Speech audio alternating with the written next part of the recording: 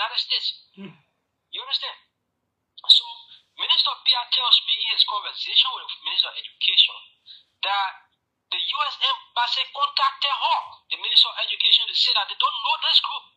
They don't even know where they're getting the 25 million from that they say they will give to Liberian students for student loan. This is Minister Pierre telling me. I didn't listen in on the conversation he had with the Minister of Education. So this is the extent to which this thing went. On the following, it was on a Wednesday, the following Thursday morning, before we were going for Mika briefing, Minister Pierre was very disturbed about this thing turned out to be a contradiction because he promoted it on Spoon FM. So he himself was disturbed about it. He said when he coming to work that morning, he said, I've been calling the foreign minister, she won't pick up my call. Luckily, before the press conference, she picks his call.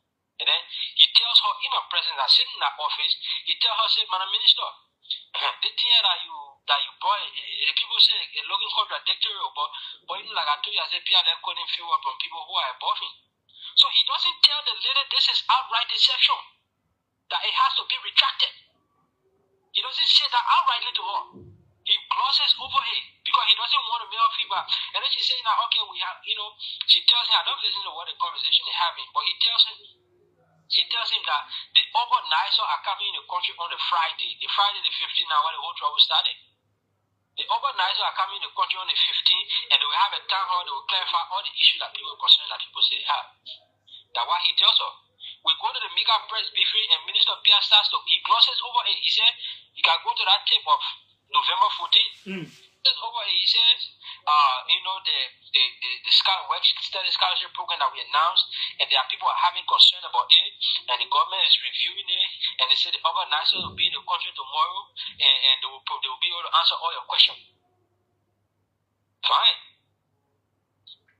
But by the end of the day, the Minister of Foreign Affairs writes on Facebook that the organizers are going to have a town hall meeting for work study program.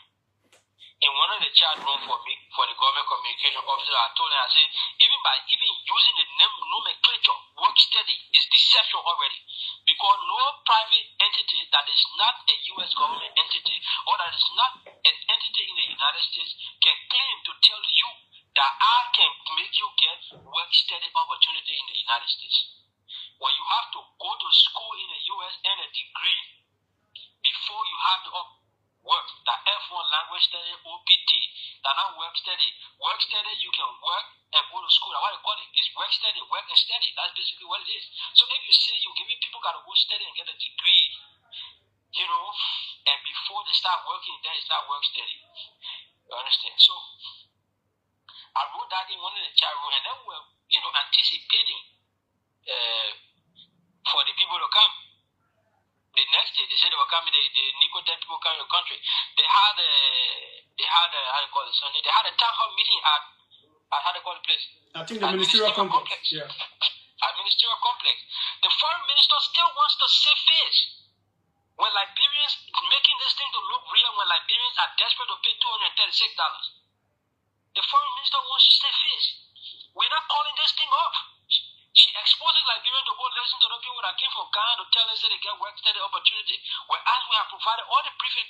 Up to now, why they still holding it on? Why they haven't even called it up? Or why they haven't even corrected it? So they have their town hall meeting. And then at the end of the day, the Minister of Foreign Affairs writes on Facebook that Nicotech had a town hall meeting to address all the misinformation that going around about the program. So that one really annoys me. So I sent a message to the minister and said that if you tell the people at the foreign ministry to stop doing what they're doing, I will be forced to respond to take them on publicly. I sent him that notice first. Because I know that many times Minister Pierre has a way to stop me when I want to come out to criticize the government on certain issues. They'll say I'm a government official, I shouldn't do that. So that's the first time. The first time I wanted to write a long opinion piece criticizing the Ministry of Finance when they decided they were going to use consultants to draft the National Development Plan. That's a topic for a different day. But I wrote an opinion piece, I want to publish it. So when I told him, I sent him that message, I knew that he would not allow me to do it. So I just went ahead by myself and wrote that long post criticizing Nicotech Work Study program as deceptive. Let me point out the facts. Here are the benefits that say Liberian will benefit. They say after Liberians end their STEM degrees, whether they do it for 1 year or 2 years, they will have the opportunity to work in the United States for 3 years. That is deceptive. When you come to the United States to study on F1 visa, you have 1 year OPT. When you do a non-STEM program, which is, if the program that you study is non-science, technology, engineering, maybe you have 1 year. If you do a STEM degree, then you have an optional STEM extension. They call it optional STEM extension, so that's 2 additional years. But it's not automatic. After the first year, you got to apply for it to USCIS, and they have to grant you it. So somebody cannot tell you dramatically. When you come to the United States and end a STEM degree, you have 3-year work. You have 3-year work opportunity. Okay, so that's a lie. Only thing I say here, in my opinion, is written down. Just go Google one, search what work study is, search the OPT program, search STEM extension, STEM OPT extension. You can verify all of that. So that's how I wrote. No, I will conclude with Minister Pierre reaction and what led to my suspension. Quickly. I will read all his text messages to you. Then we'll start all his WhatsApp messages to me on that occasion. Then we'll start. Then we'll take all. That's how we'll conclude. Yeah, quickly. So I finished doing that. I finished doing that post. The first, and then I attached. On that post, you were employed as a government communicator to promote government stuff and advice from within. A whole lot of people think it was unprofessional on your part to critique a government initiative at that point. Listen, you see, if people want for us to discuss the technical topics of public relations and government communication, we can have that debate. When people say I was unprofessional, those people need to come forward with their standard of professionalism. Julia J, I'm not boasting about this thing here. I told you, I said I went to that government, not scratching my head what to do. I started my communication business from high school. So when anybody wants to controver what I say, they really got to be strong. So when it's easy to say this is unprofessional, but you got to stick what the standard of professionalism is. So this is the standard of professionalism, and this is where you fall short. I want people to come forward with that rule. What rule in public relations or government communication that say that you cannot disagree with the government on policy issues? I want somebody to. As a matter of fact, we have to encourage disagreement in the government openly, because that's the way it will get better. Because if people across the government cannot disagree with one another, we'll not get the best coming out. If we just trying to say we're highlighting things for the Liberian people, then we're not going to get better. Because if you don't take on deception in the government, if you don't come to the public and take a position in the government, brother, then I'm not sure where you're serving, whether you're serving the president or you're serving the people of Liberia. All of us, including the president, we are accountable to the people of Liberia. So when people say I'm unprofessional, those people need to come forward and tell me what the standard of professionalism is, and then let's have a conversation about it. When I go to Minister Pierre reaction to my post on November 15th, like I told you, I said the picture that I posted there, on that post, was the picture of my picture of Minister Pierre presenting to me my letter of appointment for the president. The first comment he makes to me, message he sent me on WhatsApp, he said, please move my picture from that post down. He doesn't go to the substance of the argument I make. He said, the first thing he said, please, he was so annoyed, incensed. Please remove my picture from that post now. So I even made any comment. I just changed it, I put my photo there. Then he comes back after 23 minutes. The first message is around 8:38. The second message comes after 23 minutes. He writes, "You could be dismissed for that post. As a minister of government, how can you post such crap? And more so using my picture unauthorized. This is disrespectful to say the least." That Minister Pierre writing. So I told him, because when I wrote that post, I tell you, I was really determined. And I know nobody going to stop me. I was really determined to take on that deception that foreign minister were promoting. I was really determined. When I aim formation and I have a conviction about something, comrade, you cannot threaten me with job. You will be doing the wrong thing. Because for me, I put my beliefs first. And I know that God will take care of my stomach. So I don't worry about that thing. So when Minister Pierre sent me the message, you could be dismissed for that post. I just replied to him. I said, I will go with good conscience, sir. That's what I told him. So then he comes back to me. I replied, I said, somebody must say the truth. This deception cannot go unchallenged. That's what I tell him. And guess what the Minister of Information tells me? To the comment that I said somebody must say the truth, this is what he says. He says, not a government official. Especially from the government spokes agency. So you can change your status to be saying such truth. I will repeat that. And this is, you have to underline go to the core of somebody who is the Minister of Information of the Republic of Liberia. When I tell you, say somebody must say the truth. And then you reply to that message and say that not a government official, especially from the government spokes agency. So you can change your status to be saying such truth. I will leave that for Liberian people to judge. If the Minister of Information is telling me that it is not in my place as a government official to say the truth, I will start ready. Well, take your course. You can. I guess you are following on the link. Yeah. So I will write down and respond. So follow. Let me take course for the next 10 minutes, and I'll come back to you. Okay. Kobazi is dropping a very new song. I think I will play that on tomorrow. 777-700-995, 555-995, the numbers to call. And you will be true. Matthew Nyamplu has spelled it all. A tell it all interview right here. Hopefully tomorrow we get a response from the Ministry of Information, Cultural Affairs, and Tourism, the key issues that he raised. Let's come right here. Welcome, and let's hear you. Greetings, Julius. My name is Amos Williams. Go ahead. And I'd like to comment on the point that Matthew brought about the step he took and how he got to where he is. I'd like to open an open conversation with Matthew anytime this week. Let Matthew and I go to a conversation on whether what he did was right or wrong. And I want to send as an open challenge to Matthew on that. As a communicator and someone who sits within the Ministry of Information, I'd like to have a conversation with Matthew on that. That's the only reason you called? Okay. Thanks so kindly. Let's go international. Welcome, and let's hear you. Hello? Yeah. Oh, go ahead, Malcolm. So, Julius, this is Malcolm Scott.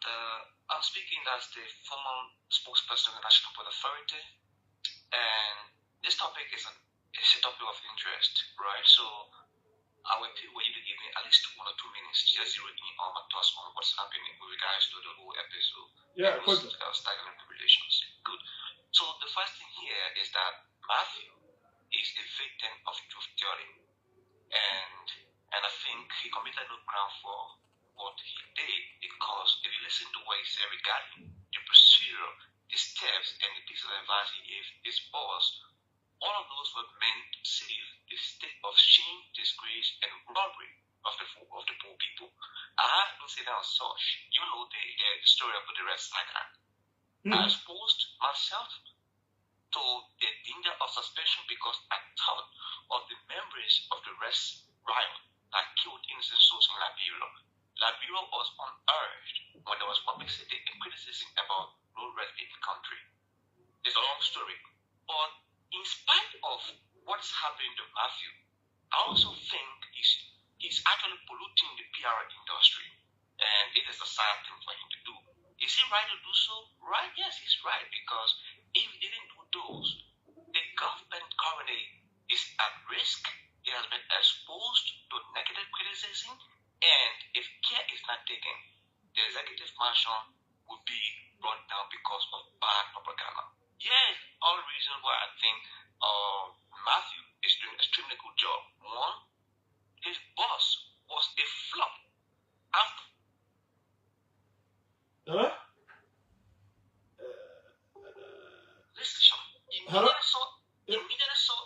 You were saying something about his boss when the line went. His boss was on total flop when he got the pieces of advice from Matthew and didn't take corrective measures. And the reasons why I say this are: one, in public relations, there's something called crisis communication. Mm-hmm. Will you guys understand that? Yeah, sure, you hear. Sure. So after all those pieces of advice from Matthew, all Pierre had to have done was convene an important meeting with parties and all those at stake and issue an immediate timely statement canceling all the procedures and processes about a scholarship and probably offer an apology, and say investigations are on the way to determine what reasons to those. In the instant case, the government is in the defensive to the extent where they have made some effort so that there will not be public pressure. Alright? So those are the simple communication strategies. Another reason why I see this thing is dragging is because of power struggle. At the ministry, there's too much of showmanship and authority for who is who and who is the boss. Alright? So Matthew thinks he's qualified with having 2 graduate degrees, and there's a deputy minister who just has a bare BSc, which is a sharp contradiction to the government mantra for which they took authority and state power. They assume that people who were in the ends of government were not qualified, were not schooled.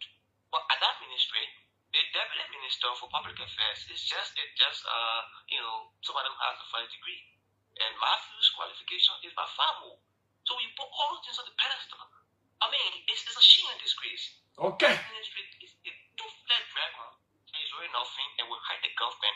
And beyond all of those are happening, it's another disgrace on the government. The other machine Saka, they've not made any corrective public relations speaks with all of the criticism. The Internal Affairs Minister has a trouble going ahead with rape allegation. What is the Ministry of Government Information doing?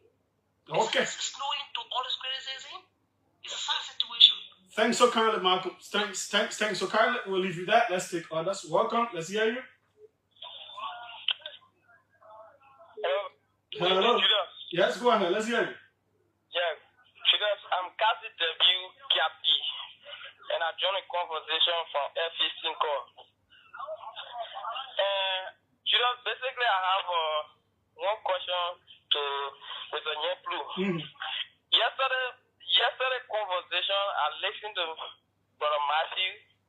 He narrated that the minister is one person who reads messages like WhatsApp and that of messenger conversation. Am I live? Yeah, you live. Go ahead. Yeah. So how come he's coming now to tell us that the minister is not there reading? No. He said the minister only communicates with those channels when it comes to long writings or emails. He really doesn't respond. That's why he said. Email, he don't respond. But email, whatever you. And so, what is your question now? Hello, Judas. What is your question? My question is, if even you can't write on email, Judas, you can still communicate on WhatsApp. Okay, thanks so kindly. Let's take more people. Welcome. Let's hear you. Good evening, Judas. This is Jeff Chesson. Go ahead, Jeff. First of all, I want to say thank you to the young Assistant Minister Matthew former Assistant Minister. He has resigned. Former Assistant Minister Matthew for the bold step. It is how we are going to move this country forward with people like you. But also, just not strange. You know, the entire Unity Party government came to power on lies and deception. They lied about the yellow machine. They lied about the bosses. So when we heard about the scholarship, we knew it was just a little bogus lie they were giving to the Liberian people. So it wasn't strange. But the good thing is that somebody from amongst them is standing up for the truth. I think it's a good step forward in our country, and we appreciate it. You have to let nobody should ever think about condemning you, Matthew, and you take that condemnation to heart. Okay. You are on the right path, and this should continue. Thanks so kindly. Thanks so kindly. We'll hold you there. Let's take another person. Welcome, Klatume. Good afternoon, Julius. Yeah. I'm not a journalist, and I would not want to dwell on the ethics of journalism since I'm not versed in the subject. But given that Matthew is a law student. I will tailor my question more on the basis of law. There is an implied duty of confidentiality between you and anyone for any private conversation. Once you do not give notice that that conversation could be exposed to a third party, does he not think that revealing all the private conversations between him and his boss is a breach of that implied confidentiality? Okay. Thanks so kindly. Breach of confidentiality. Shortly, I'll go back to him. Let me take this one. Welcome. Hello, Julia. Yes, go ahead quickly. It's a Hilary Kidibuji. Mm-hmm. Julia, why is true that Matthew is that much of being a moral uprightness and telling truth? But I think these are two issues I try to look at in Matthew's position. One, looking at confidentiality and professionalism. Professionalism, one, it is true that Matthew is right to say whatever he wants to say, and looking at the style of the people to bring them on the right side to tell the truth. But I think, Junior, it is important that you hold that professional level as a young person.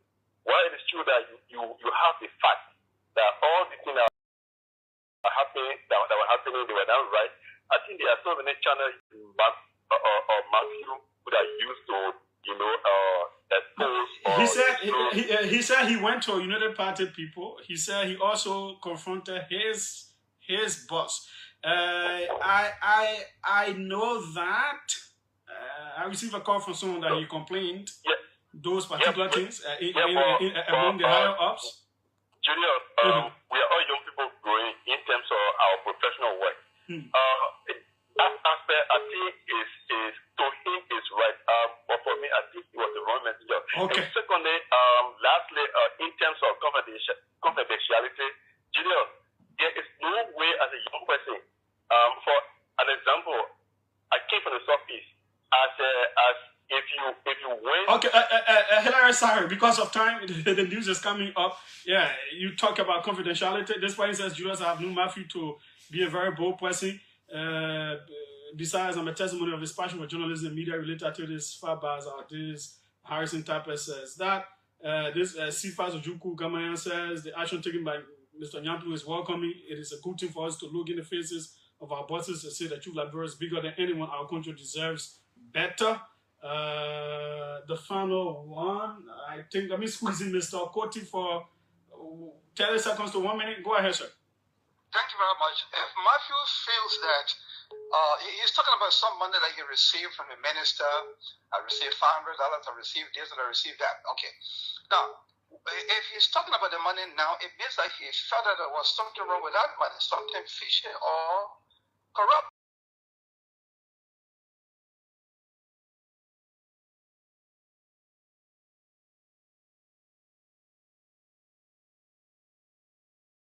About that money. If you thought that the money was not a good money for you to take, that you are talking about today, making the public to think that it was not something good, why didn't you receive it? That's number one. Number two, you say you were getting down, opening door for the minister when you people were going from. I believe that was not because of that. You wanted to be nominated. That's why you were doing all of that. Thanks. Yeah, thanks so kindly, sir. Let me go back to him. The news is coming up next. Let's get him back. Sorry, folks, I cannot take any more calls. I know the concerns. Let's go back to him to respond quickly to, I think, just a few questions. Yeah, Matthew, you can go ahead. Let's get him back. Sorry, folks, I cannot take any more. Yeah, Matthew, you can just listen through the phone. Yeah. No, I'm not taking any more calls. Hello, Matthew? Your line is bad. Can you hear me? Yeah. So you can just respond to the urgent concerns quickly. David Cody. Yesterday when I spoke about money, I didn't use the term I was wrong. I asked one question about that conduct. And I said, what impression are you giving to newcomers to government? If you're the experienced person at moving one place to another, sharing money in their presence and sending money to their offices in envelope. I don't know the source of the money, but they say the minister say for everybody to get something. But what impression are you giving to the newcomers in government by that? That's the question I've raised about that. So that's basically the response to David Coty. At some point in time, people started getting used to it and then started going to the minister asking him for money, and then he started complaining, saying people should live within their income, when initially he gave people the impression that you're getting money outside their salary. So that's something he has to, he is dealing with himself, so he has to answer that question, not me. He said, going with the minister, I wanted a job, that's why I was going around opening doors for the minister. I was not begging for it. I asked the minister, he gave me the confirmation, said, let's go. As a matter of fact, it was minister purview to say that you were going, and when you were doing it, one nominated me, he said, I would recommend you. And that's what he did. And when I was going around, it was just to evaluate what kind of minister was he. Is he the kind of minister who wants people to go to him? Obviously, that instance, and for the last 9 months, Mika confirmed to me that Minister Pia is the person with a very strong ego who wants his ego to continue to be massaged. So that's a fact that I established. It's not something that they will not because on the question of confidentiality. I want to say one thing to Klatume. There is no duty of confidentiality when a disclosure is in the public interest. So when there is a compelling public interest on a situation that the information has to be disclosed, there is no duty to uphold confidentiality if the disclosure is in public interest. If he has any particular circumstance or incident that he wants to talk about, I will also talk about it. He's in law school. I'm a student of law as well, but that's my response. Okay. Somebody said polluting the PR industry. I don't understand what Malcolm means by that. He said the government is exposed to negative criticism.